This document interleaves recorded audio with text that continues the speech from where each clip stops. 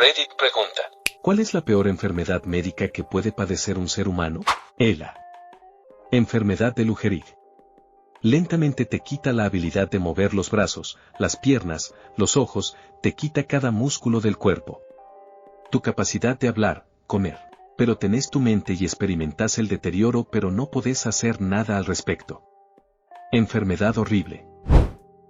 La mamá de mis amigos falleció por ELA. Ella quería morir en casa, así que todos sus cuidados paliativos se hicieron allí. Yo tenía como 10 u 11 años en ese momento. Recuerdo que veía a su mamá casi todos los días cuando iba y ayudaba con algunas tareas de cuidado de vez en cuando. Ella vivía en una cama de hospital en la sala. Un día, el papá de mis amigos me explicó la enfermedad y lo que le estaba pasando a la mamá de mis amigos, y recuerdo que no dormí esa noche y estaba absolutamente aterrorizado. Solo lloré toda la noche. La primera exposición de mi yo pequeño a lo aterrador y cruel que puede ser la vida. ELA. Enfermedad de Lou Gehrig. Lentamente te quita la capacidad de mover los brazos, las piernas, los ojos, te va arrebatando, uno por uno, cada músculo del cuerpo. Perdés la habilidad de hablar, de comer, de tragar, pero tu mente sigue intacta. Sos plenamente consciente del deterioro, lo experimentás día a día, y aún así no podés hacer absolutamente nada para detenerlo. Es una enfermedad horrible. Estoy entrando en mi 3er año después del diagnóstico. Todavía intento calificar para la tecnología de control ocular. Aún puedo hablar, pero es lento, muy arrastrado, y cada palabra cuesta. Ahora tengo calambres en la parte posterior de la lengua que me hacen sentir que me voy a ahogar si sigo intentando hablar a pesar de eso. Puedo confirmarlo, esta mierda apesta. Los músculos responsables de tragar dejaron de funcionar correctamente, pero las glándulas salivales siguieron produciendo saliva. Ya no podía tragarla bien. Se acumulaba constantemente en la boca y, muchas veces, ni siquiera tenía la fuerza suficiente para escupirla. Para no ahogarme, lo único que podía hacer era dejar que la saliva cayera, babeando de manera constante. Eso fue profundamente humillante. Me sentía avergonzado todo el tiempo. Había tantos síntomas terribles, tan inhumanos, uno tras otro. Llegaban rápido, sin darte respiro. Pero cuando empezó el babeo, eso fue lo que terminó de romperme el espíritu, y aún así, la cosa empeoró mucho más. No le desearía esta enfermedad ni a mi peor enemigo. Ningún ser pensante debería tener que experimentar este nivel de sufrimiento. Perdí a mi papá por ELA cuando tenía 10 años.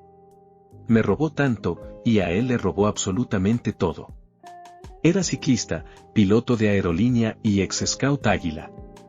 Acababa de terminar de construir nuestra casa. En menos de un año desde el diagnóstico, ya arrastraba las palabras y se atragantaba al comer. Después vino el babeo, y luego todo lo demás.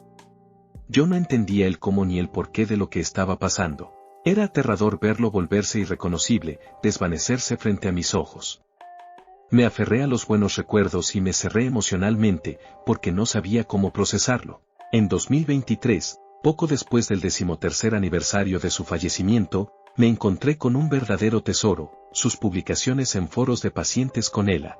De repente, tuve acceso a un relato en primera persona de lo que fue para él mantener plena lucidez mental mientras estaba atrapado dentro de un cuerpo que ya no respondía. Pude sentarme en esa silla de ruedas con él, sentir su desesperación silenciosa y solitaria. Al mismo tiempo, recordé lo asustada que estaba yo, sintiendo que ya lo había perdido mucho antes de que muriera. Durante gran parte de su enfermedad fue increíblemente activo en esos foros. Compartía estudios de investigación sobre tratamientos experimentales, se autodenominaba una rata de laboratorio. Animaba a otros pacientes a alzar la voz, a ocupar todo el espacio posible. Incluso cabildeó en el Capitolio desde su silla de ruedas, con un gran cartel giratorio para llamar la atención, porque ya no podía hablar. Luchó como un demonio por más tiempo. Tenía esperanza. Por eso, los recuerdos de ver cómo su espíritu finalmente se quebraba son aún más dolorosos. Siento muchísimo que vos también hayas tenido que atravesar tanto dolor. Hay cosas que simplemente no se pueden borrar, y quizá nunca deberían borrarse. Una amiga mía también está lidiando con esto. Es realmente aterrador lo rápido que puede avanzar. Ella y su esposa invitaron a unos amigos a una fiesta del 4 de julio en 2024. Yo no sabía nada en ese momento, pero aparentemente ya había empezado a mostrar síntomas. En diciembre se resbaló, se cayó y se rompió el tobillo. No la había visto en meses, pero fui a visitarla al hospital y me sorprendió lo arrastrada que estaba su habla. Fue entonces cuando finalmente le dieron el diagnóstico. Hoy, está bajo cuidado permanente y se alimenta a través de una sonda. Ya no puede hablar. Es devastador. Te hace sentir completamente impotente. Mi abuelo también tuvo ELA. Era profesor de historia y el hombre más fuerte que conocí. De la vieja escuela, intimidante, pero incansable. Hacía jardinería todos los días. Conducía el autobús de su iglesia para llevar gente a misa los domingos. Siempre tenía que estar haciendo algo. Ese tipo de persona. En menos de un año después del diagnóstico, ya no podía caminar bien. Cuando eso ocurrió, fue como si todo se acelerara. Tuvo que usar silla de ruedas y odiaba la pérdida de independencia. Dejó de conducir el autobús de la iglesia. Los venados arruinaron su jardín. Mi abuela luchaba por cuidarlo sola, pero se negaban a aceptar ayuda, eran personas muy orgullosas. Después dejó de poder mover los brazos, hasta que ya no pudo usarlos en absoluto. Dejó de ir a las obras de teatro escolares, a los conciertos, a los partidos de béisbol. Simplemente, se rindió, supongo. Luego empezó a perder el habla. Después, comer se volvió un problema. Finalmente, respirar también. Tuvo que usar oxígeno. Una noche, la máscara se deslizó, y eso fue todo. Pero todo ese tiempo, seguía mentalmente presente. Seguía lanzándole miradas de desaprobación a mi padrastro cuando se quedaba a dormir sin estar casado con mi mamá. Seguía haciendo que mi abuela pusiera la misa dominical en la televisión. Entendía absolutamente todo. Solo tenía que sentarse allí, mientras el mundo se apagaba lentamente a su alrededor. Mi familia ha hablado muchas veces sobre si estaba despierto y consciente cuando la máscara se resbaló, o si estaba dormido. Por alguna razón, eso es lo que más me destruye por dentro. Bueno, eso, y el hecho de que sea genética. Demencia frontotemporal. Te convertís en otra persona, a menudo inapropiado y agresivo, alejando a tus seres queridos antes de que la demencia empeore hasta el punto de la dependencia. Podés lastimar a mucha gente antes de perder la cabeza y la gente suele ser más joven cuando empieza. Mi hermano. Tan joven cuando empezó. Recién se había jubilado, y deberían haber sido sus mejores años de golf, jardinería, casa. Empezó lento. Olvidando su contraseña en Facebook y cositas así, pero para cuando tenía 67, ya estaba encima de él, definitivamente. Su esposa era una santa completa. Al final, tuvo que ir a un centro de cuidados de la memoria a los 69. Murió una semana antes de cumplir un año de estar ahí. Acababa de cumplir 70. Los últimos 2 años de deterioro fueron tan rápidos, pero especialmente ese último año. El año antes de que lo trasladaran al centro, se quedó conmigo 2 días mientras su esposa tuvo que irse de viaje para ayudar con los hijos enfermos de su hija. Se había olvidado cómo tomar una ducha como es debido. Tuve que ayudarlo. Normalmente, se habría sentido mortificado. A medida que avanzaba el año, se había olvidado cómo o dónde usar el baño. Su esposa estaba constantemente limpiando. Tuvo que ponerle cerraduras a las puertas, al horno, a todo. Lo pilló tratando de meter a su Yorkie en el microondas. Ahora, no intentó encenderlo ni nada. El Yorkie tenía una jaula, así que creo que pensó que era la jaula. Ella se esforzó mucho por cuidarlo y mantenerlo en casa. Perdió el sueño, estaba agotada todo el tiempo. Finalmente, la animamos a que lo internara en el centro. Era el hermano con el que siempre podía contar. El que siempre venía a mi rescate. Siempre había sido muy activo, muy sociable, muy gracioso, casi travieso, y muy cariñoso. Nunca, jamás, entenderé cómo pudo haberle pasado a él. Conociéndolo tan bien como lo conocía, sé que si hubiera estado en sus cabales, se habría sentido totalmente mortificado por algunas de sus acciones. Maldita sea, esta enfermedad es horrible. Mi amigo tuvo el síndrome de Stevens-Johnson el año pasado. Bastante duro.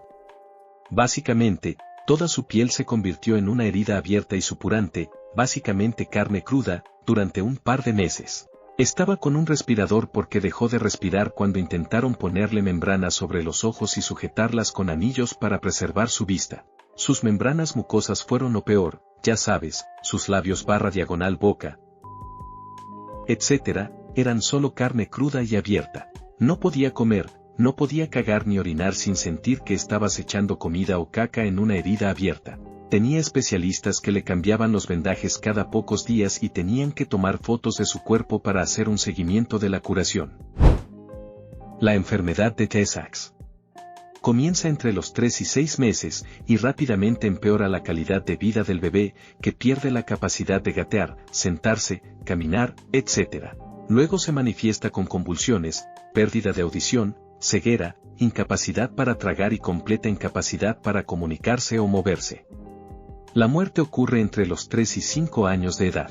No hay cura, y lo peor, realmente no hay tratamiento.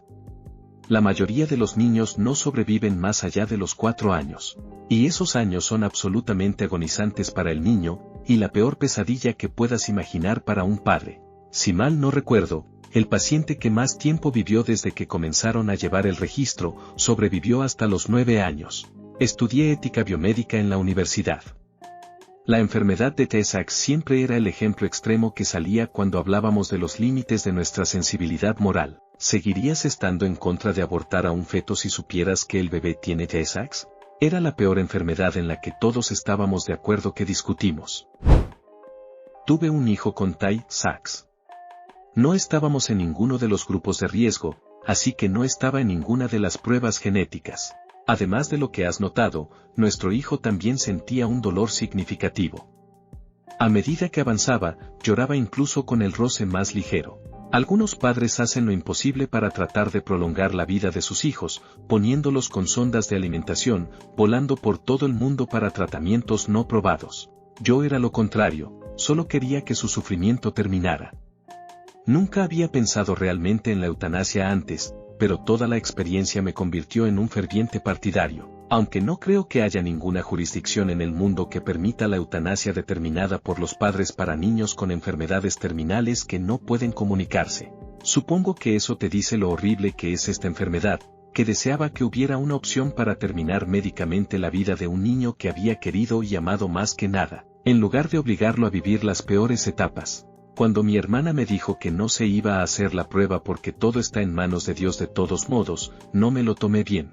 En una nota algo relacionada, los cruzados antiaborto intentan enmarcar sus prohibiciones generales del aborto como una posición moral. Por mi experiencia, evitar que alguien aborte a un bebé con Tay-Sachs es un acto absolutamente inhumano e inmoral. Además, hay variantes de Tay-Sachs que impactan a las personas mayores, aunque es más común en niños. Sin embargo, siempre es el mismo tipo dentro de una familia específica. Me volví pro-choice en la secundaria, irónicamente, por un orador pro-vida que tuvimos, Escuela Pública de Mississippi, J. No me acuerdo si se suponía que hablara sobre el aborto o si esto simplemente surgió durante su discurso, es todo lo que recuerdo. Básicamente, él y su esposa se enteraron por unas pruebas que su hijo nonato tenía Tay-Sachs, y aunque él describió esos años como una bendición solo por ver a su hijo, en lo único que podía pensar era en lo cruel que era saber que ese niño iba a sufrir básicamente toda su vida y que él podría haberlo evitado. Y recuerdo haber pensado lo absolutamente egoísta que fue que no lo hiciera, esencialmente solo por quedar bien. Decir que amas a alguien, especialmente a un bebé, y luego obligarlo a vivir con un cerebro que se está desintegrando. No los recordaría cuando muriera. Nunca sabría su nombre. Sufriría y moriría. Una experiencia muy formativa para mí. Rabia. Puedes estar asintomático por años, dependiendo de dónde te infectes, sin darte cuenta de que la tienes, y en el momento en que empiezas a sentir cualquier síntoma, ya es demasiado tarde para el tratamiento. Enfermedad priónica. Los priones son proteínas mal plegadas que pueden hacer que otras proteínas se plieguen mal. No están vivos, no se pueden matar y atacan el tejido cerebral. La enfermedad de las vacas locas es una variante. Conocí a un tipo que se murió de la enfermedad de Creutzfeldt-Jakob. Estaba preparándose para una obra de teatro en la comunidad cuando el elenco y el equipo dijeron que de repente estaba bien confundido y fue tan mal que tuvieron que reemplazarlo esa noche. Fue al hospital al día siguiente. Se puso peor rapidísimo en los días siguientes hasta que lo conectaron a soporte vital y lo trasladaron a la UCI de neurología, donde determinaron lo que tenía.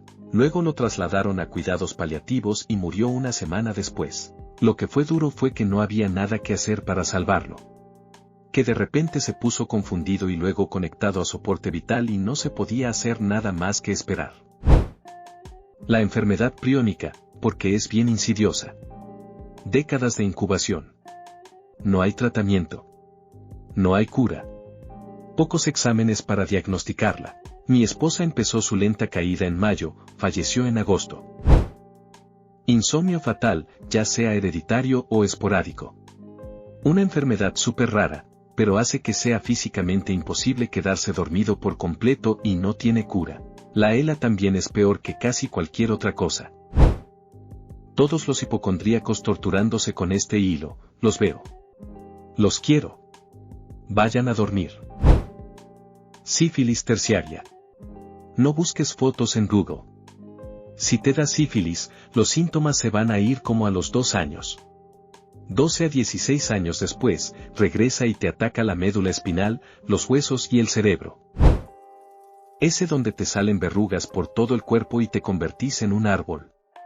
O la que te deja el cuerpo hecho hueso, básicamente. Cuando era chiquito, la mamá de una de las mejores amigas de mi hermana lo tuvo, y se murió de eso, y fue horrible, en serio.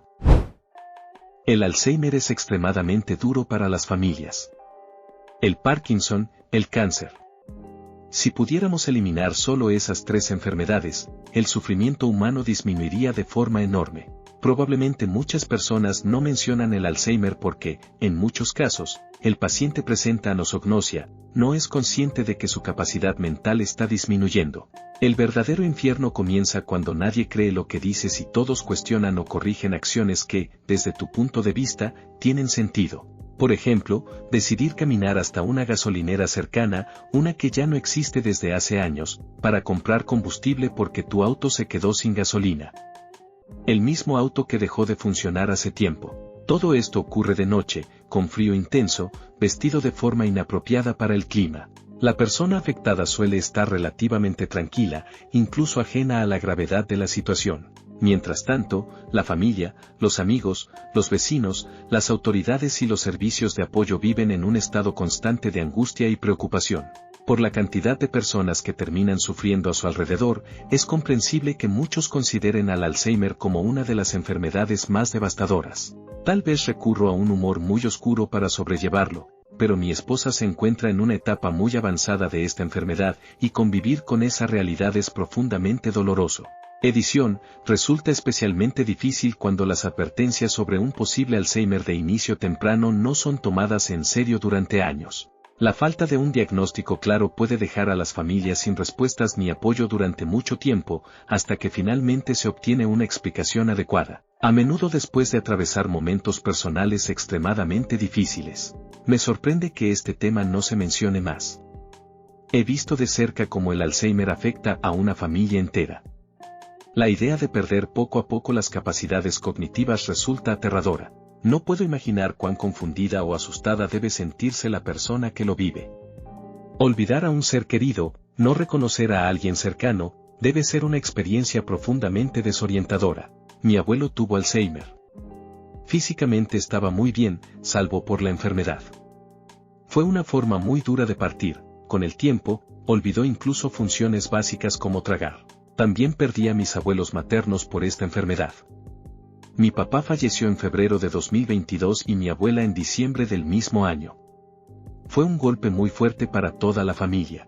Aún así, encuentro algo de consuelo en saber que ninguno tuvo que enfrentar la pérdida del otro.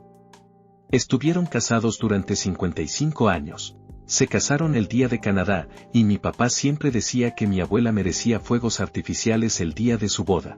Los extraño mucho. Mi papá tenía leucemia en etapa 4. Una sola infección se lo llevó. Tosió y tosió por meses, hasta la sepsis. Imagínate una simple gripe que solo empeoró con el tiempo hasta la muerte. A la el cáncer. Soy médico aquí, los trastornos neurológicos donde el movimiento se ve afectado son bastante malos. Los trastornos psiquiátricos como el bipolar y la esquizofrenia, donde la manía lleva a comportamientos autodestructivos y la psicosis, son en general horribles. Otras condiciones médicas que pueden causar fatiga crónica, cáncer/quimioterapia, insuficiencia cardíaca, enfermedades autoinmunes, etc., vienen a la mente. Pero cualquier trastorno neurológico vs. trastornos psiquiátricos, diría que son los peores. Creo que aquí ya se han mencionado muchas de las enfermedades más duras que existen, pero como enfermera, siento la necesidad de mencionar la anemia de células falciformes. No diría que es la peor en términos absolutos, especialmente si se la compara con la ELA o con las demencias, pero trabajando en un hospital ves ciertos pacientes una y otra vez, y muchos de ellos viven con esta condición. Suelen llegar con crisis de dolor intensas, difíciles de controlar, y en ocasiones incluso nosotros, con todos los recursos disponibles, apenas podemos ayudar. Es una situación que realmente me parte el corazón. También he notado que muchos profesionales de la salud no comprenden del todo la magnitud de ese dolor y, sin darse cuenta, tienden a minimizar lo que sienten estos pacientes. Es una enfermedad invisible. No siempre se nota a simple vista, y nunca sabré realmente cómo se siente vivir con ese nivel constante de malestar. Soy consejera genética prenatal, y recientemente atendí a una paciente en su tercer trimestre de embarazo que había llegado tarde al control. Ella tiene el rasgo falciforme y había perdido a un hermano por esta enfermedad. Su pareja le aseguró que se había hecho los estudios necesarios y que todo estaba bien, por lo que ella asumió que él no tenía el rasgo. Sin embargo, cuando lo llamé personalmente para confirmarlo, admitió que sí lo tenía, pero confiaba en que todo saldría bien. Él no logra comprender la devastación emocional de mi paciente, en parte porque no vivió la misma experiencia familiar. Cree que entiende la situación porque trabaja en el ámbito de la salud y ha estudiado la condición, pero el conocimiento teórico no siempre alcanza para dimensionar el impacto real que esto tiene en la vida de alguien. Además, hay otro aspecto poco conocido: los pacientes con anemia de células falciformes que reciben transfusiones con frecuencia suelen desarrollar múltiples anticuerpos contra los antígenos de los glóbulos rojos. Esto significa que, cuando necesitan sangre, a veces deben esperar días enteros hasta que se logra encontrar una unidad compatible. Trabajo en un banco de sangre y, en muchos casos, nuestro centro tiene que realizar búsquedas a nivel nacional para conseguir unidades especiales compatibles. En lo personal, mi hermanastro tuvo anemia de células falciformes. Se curó hace varios años, algo que durante mucho tiempo pensé que era imposible. Vivía con dolor constante y atravesaba crisis con mucha frecuencia. A menudo, el personal médico no le administraba la dosis adecuada de medicación para el dolor, porque la cantidad que su cuerpo necesitaba, y a la que estaba acostumbrado, era mayor que la que normalmente se le daría a una persona sin esta enfermedad. Como resultado, sufría más tiempo del necesario, hasta que finalmente se ajustaba el tratamiento. Es una enfermedad profundamente compleja, muchas veces incomprendida, y con un impacto enorme tanto para quienes la padecen como para sus familias. La enfermedad de Huntington. Vivo con la enfermedad de Huntington. Si tuviera que calificar la experiencia, honestamente, no la recomendaría. Mi mamá, mi tía y mi primo están atravesando las etapas avanzadas de esta enfermedad. Mi abuela falleció a causa de ella. Es profundamente devastadora. En mi familia viene del lado materno, mi mamá la tiene, mi hermana ya se hizo la prueba genética y confirmó que porta el gen. Yo todavía no he podido hacerme el estudio. Entre la falta de tiempo, los viajes necesarios y el cuidado constante de mi madre, todo se vuelve cuesta arriba y emocionalmente agotador. No es una experiencia fácil en absoluto. Además de afectar el cuerpo, también compromete la mente. En el caso de mi mamá, es como si se hubieran perdido las partes de ella que regulaban ciertos rasgos de su personalidad. Hoy se manifiestan, casi sin filtro, sus aspectos más difíciles, y eso también duele mucho de ver. Quería mencionar esta enfermedad porque es lo más duro que he presenciado. Es un deterioro lento pero constante, que afecta tanto la mente como prácticamente todo el cuerpo. A veces se la describe como una combinación de Parkinson y Alzheimer. Si una persona porta el gen, la única manera de no desarrollar la enfermedad es que otra causa se adelante. Puede tardar años en avanzar por completo, pero durante ese tiempo la calidad de vida se ve profundamente afectada. Con frecuencia, los primeros síntomas incluyen ansiedad y depresión.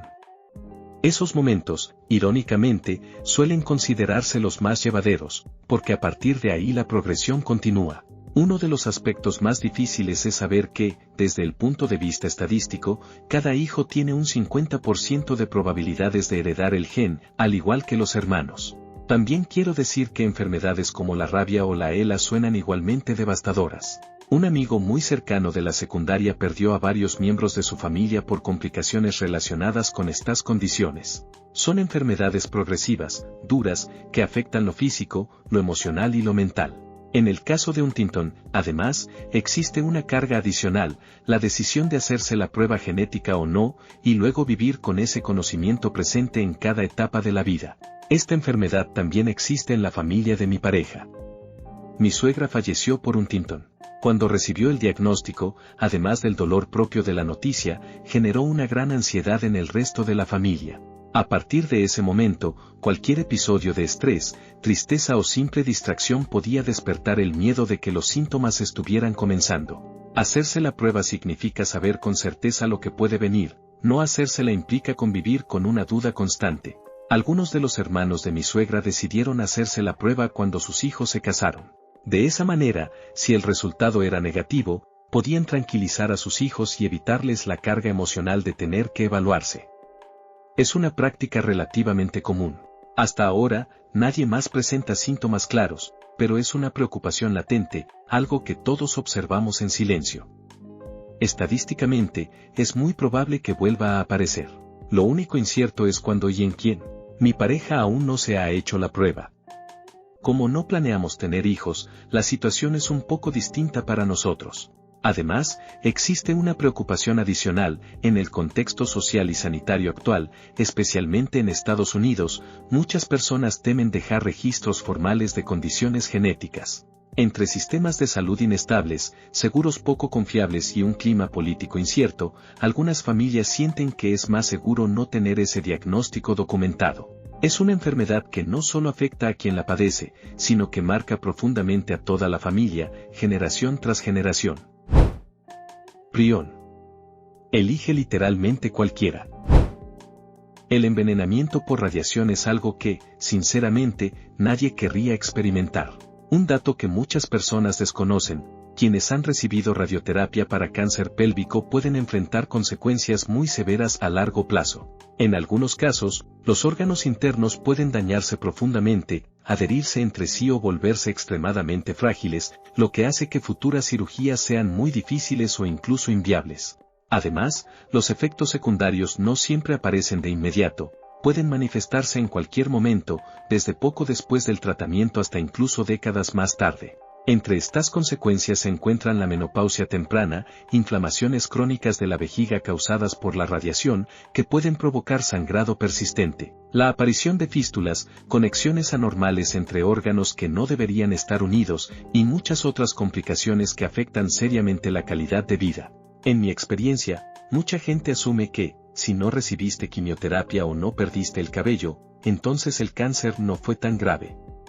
Ojalá fuera así. La realidad es mucho más compleja y, en muchos casos, igual de dura. El caso de Hisashi Ouchi es uno de los ejemplos más extremos y dolorosos de exposición aguda a la radiación. Idealmente, habría merecido al menos un breve momento de despedida con sus seres queridos antes de que se tomaran decisiones compasivas sobre su cuidado.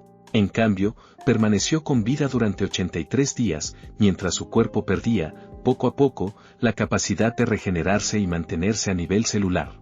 A lo largo de la historia, los seres humanos han ideado innumerables formas de sufrimiento intencional. Sin embargo, cuando se trata de accidentes que ocurren en cuestión de segundos y tienen consecuencias tan prolongadas, este caso suele considerarse uno de los más extremos. Dicho esto, no fue una situación tan simple como a veces se presenta en retrospectiva. En su momento, existían razones médicas para creer que podría mejorar. Muchas personas expuestas a niveles más bajos de radiación logran recuperarse, y durante su tratamiento hubo periodos en los que parecía haber avances reales. Se lograban mejoras en un sistema, solo para que otro comenzara a fallar. Por ejemplo, el revestimiento intestinal se dañaba gravemente, luego mostraba signos de recuperación, lo que aumentaba la esperanza, y más tarde volvía a deteriorarse. Este ciclo se repitió varias veces. Visto desde hoy, es fácil pensar que no había posibilidades reales. Pero en ese momento, los equipos médicos estaban haciendo todo lo posible para salvarle la vida, y hubo instantes de esperanza genuina. Si hubiera logrado sobrevivir, probablemente hoy hablaríamos de su historia como un ejemplo extraordinario de resistencia humana. Desde una perspectiva moderna, queda la duda de si realmente tuvo una oportunidad real, especialmente si su médula ósea quedó irreversiblemente dañada. Aún así, existen tratamientos extremos, como los trasplantes de médula, que dejan abierta la posibilidad de recuperación en casos muy específicos. Tal vez, con una combinación poco probable de factores favorables, podría haber sido posible.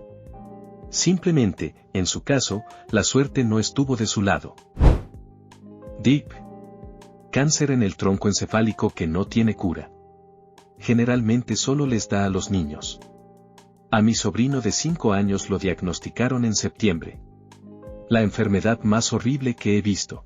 Le da pánico todo porque su vista y equilibrio siguen empeorando. Está tan enojado, confundido y con dolor casi todo el tiempo.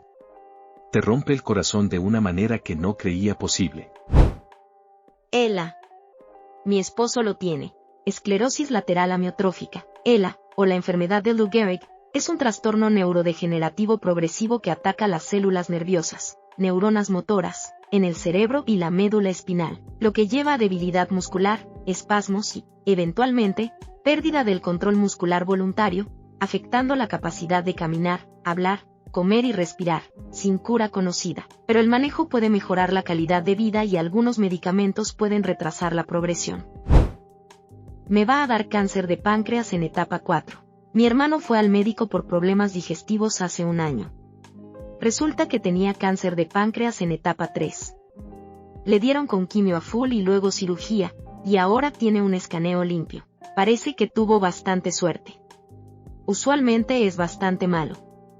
A mi querido padre le diagnosticaron en septiembre de 2020, con adenocarcinoma en etapa 4, una versión de cáncer de páncreas y con la ayuda del aceite de Bexempsen, una fuerte voluntad de vivir, y probablemente solo buena suerte, llegó hasta el 2 de junio de 2025, casi 5 años desde el diagnóstico. Durante ese tiempo, se fue de crucero tras crucero con mi madre, vio a los San Francisco 49ers avergonzar tanto a los Eagles como a los Dallas Cowboys, jugó con mis hijos, salió con sus amigos a la ciudad y se quedó despierto hasta muy tarde. Y memorablemente, él y yo pusimos unos beats e improvisamos todo el camino por las 5 de regreso a la bahía desde Bakersfield. Realmente no hay ninguna verdad o sabiduría que se pueda obtener de esta historia, aparte de nunca rendirse y hacer que cada día cuente. Y a mi padre le encantaría que la gente escuchara esta historia, especialmente si les hacía aprovechar el día un poquito más. Me viene a la mente neurofibromatosis. El cuerpo está cubierto de tumores benignos, tumores dolorosos, tumores que si te los quitas, vuelven a salir. Corre en una rama de mi familia. Puede ser bastante leve, pero también lo suficientemente grave como para matar a alguien. Realmente es como tirar los dados. Un primo está muy mal, el otro solo tiene unos cuantos tumores en el cuerpo. El Parkinson te lo va quitando todo, poco a poco. A mi abuela y a Ozzy Osbourne les diagnosticaron eso más o menos al mismo tiempo, o al menos, Ozzy lo hizo público en ese momento. Antes de eso, Michael J. Fox era realmente mi única exposición a eso y pensé que era un caso extremo, y dije bueno, mierda, todavía está dando guerra y haciendo el bien por el mundo, podría ser peor. Ver cómo empeora el Parkinson de mi abuela y de Ozzy ha sido desgarrador. Mi abuelo falleció hace unos meses y mi abuela se ha negado rotundamente a que la metamos en un asilo sin importar cuánto necesite cuidados las 24 horas del día, los 7 días de la semana. No puede mantener la cabeza erguida mientras come, se cae más a menudo de lo que debería porque se niega a usar su silla de ruedas en la casa, y no se ha bañado en un año. Black Sabbath es mi banda favorita y Ozzy siempre ha estado a la par con Meat Loaf como mi cantante favorito, y verlo actuar por última vez y luego morir 2 semanas después fue una vorágine de emociones. A la Parkinson. Fibrodisplasia ossificans progresiva. Como enfermera, el paciente más miserable que he cuidado tenía FOP.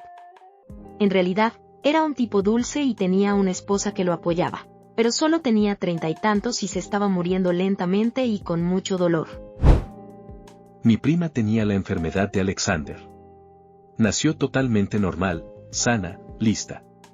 Como a los 2 años empezó a tener convulsiones. A los 6 necesitaba un andador. En silla de ruedas con una derivación en la cabeza a los 12. Ya no podía hablar para entonces, pero entendía lo que le decías. Pañales para entonces, una sonda de alimentación.